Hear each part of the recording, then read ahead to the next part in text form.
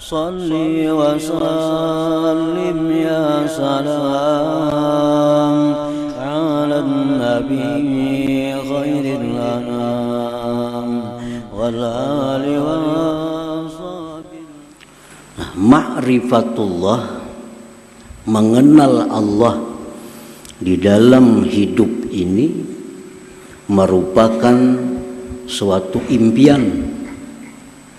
Suatu impian bagi orang-orang yang mempunyai akal yang sihat, akal yang selamat. Allah Subhanahu wa ta'ala berfirman, "Wa ma khalaqtul jinna wal ins illa liya'budun." Artinya tidak aku ciptakan jin dan manusia melainkan liya'budun, liya'rifun, untuk mengenal aku. Nah, jadi manusia yang punya akal baik, manusia yang punya akal sehat, mereka ingin sekali ma'rifatullah, mengenal Allah Subhanahu wa ta'ala. Nah, para muhibbin, hadirin hadirat rahimakumullah. Di dalam hal makrifat kepada Allah ini, manusia ada terbagi tiga. Pertama, kelompok yang disebut dengan la aqla lahum, manusia yang tidak ada akal baginya. Artinya manusia cuma tidak ada akal. Nah, manusia seperti ini mereka hanya kenal kepada makhluk. Kenalnya hanya kepada makhluk. Tidak kenal kepada Al-Khaliq, pencipta dan pemilik semua makhluk. Dia hanya kenal kepada makhluk, dia hanya melihat kepada makhluk, tidak kenal kepada pencipta, pemilik makhluk itu.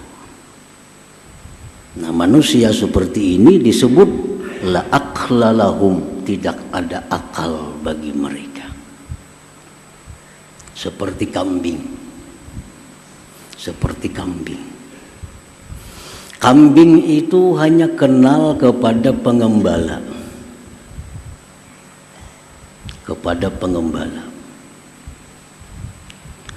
Tidak kenal kepada pemilik kambing. Tidak kenal kepada pemiliknya. Kambing hanya kenal kepada orang-orang yang memberi makannya. Tapi kambing kada kenal kepada yang ampunnya.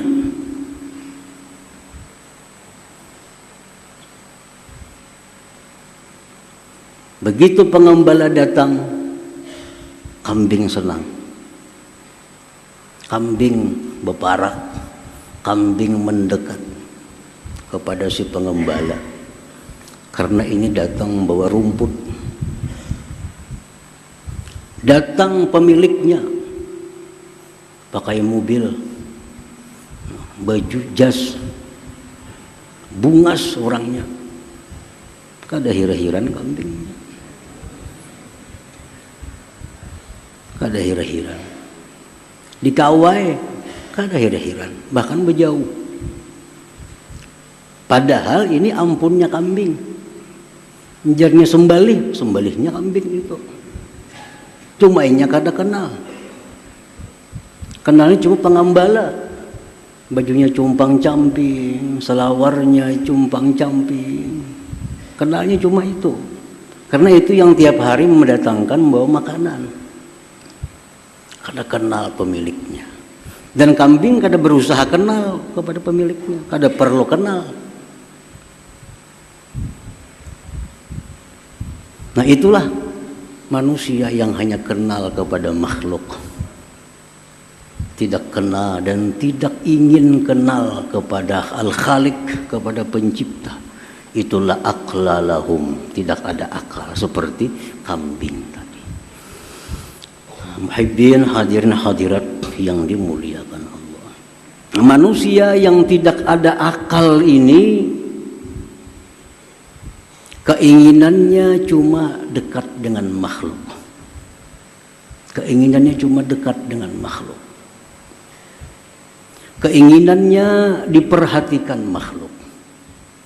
Keinginannya jinak dengan makhluk. Kalaupun dia beribadah, sembahyang, bersedekah, tapi tujuannya agar dipuji oleh makhluk, agar makhluk simpati kepadanya, agar dipilih oleh makhluk. Andai kata calon misalnya, andai kata dia beribadah, karena dia hanya makhluk tahunya. Walaupun beribadah, tujuannya agar dipuji makhluk, dekat dengan makhluk, disayang oleh makhluk, dipuji oleh makhluk. Nah, manusia-manusia seperti ini di akhirat nantinya akan banyak mendapat kesulitan-kesulitan. Di akhirat akan banyak mengalami kesengsaraan karena dia tidak kenal kepada Al-Khaliq, kepada pencipta alam semesta ini. Nah, muhibbin hadirin hadirat yang dimuliakan Allah. Nah, kelompok yang kedua. Kelompok yang kedua ini disebut lahum aklun sakim. Baginya ada akal, tapi akalnya sakit. Ada akal, tapi kada sihat akalnya. Akalnya kada sihat. Orang kada sihat ini menyutih manis yang sepahit. Orang kada sihat. Ini akal ada, tapi kada sihat.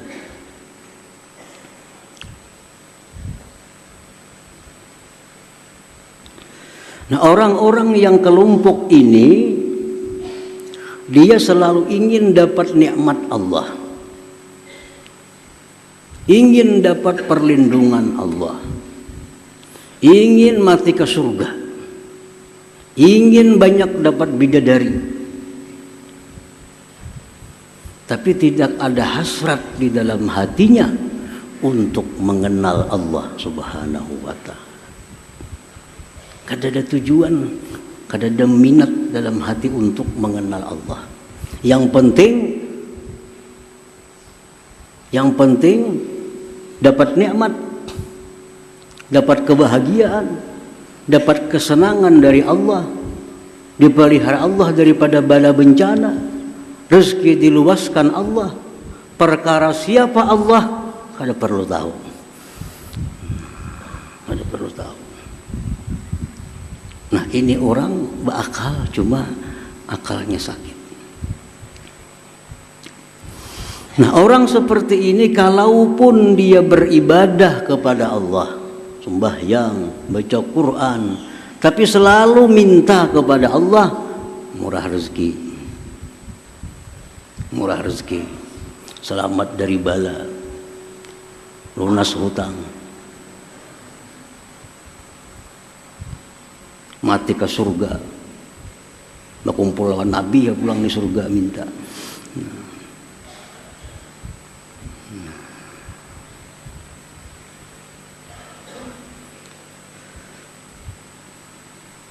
Nah, hadirin hadirat yang dimuliakan Allah. Nah, kelompok yang kedua ini andai kata dia mati masuk surga, maka dalam surga itu nantinya kesenangannya makan, minum, berpakaian yang indah-indah, bercinta dengan pasangan-pasangannya. Itulah kesenangannya di dalam surga. Ini kelompok yang kedua. Nah, kelompok yang ketiga disebut lahum aklun salim. Yang tadi sakim, ada ini salim. Orang yang bagi mereka itu akal yang selamat, akal yang sehat. Nah, siapa kelompok manusia yang berakal sehat itu? Itulah kelompok orang-orang yang ingin kenal dengan Allah Subhanahu wa ta'ala, yang ingin dekat dengan Allah, yang ingin jinak dengan Allah. Mereka ingin apabila mendapat suatu nikmat,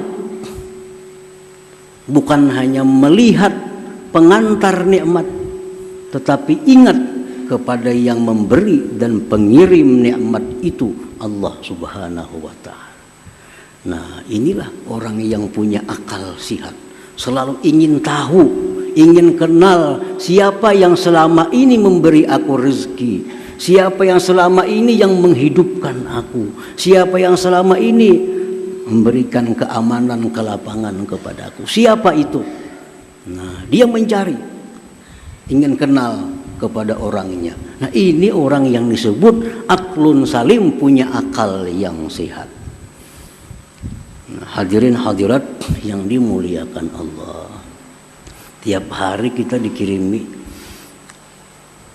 orang baras tiap hari. Bertahun-tahun sudah. Tiap hari dikirimi baras, iwak secukupnya. Kalau kita punya akal sehat, kita hendak tahu siapa nama ngirim ini, baiknya pang tiap hari. Nah, itu akal sehat.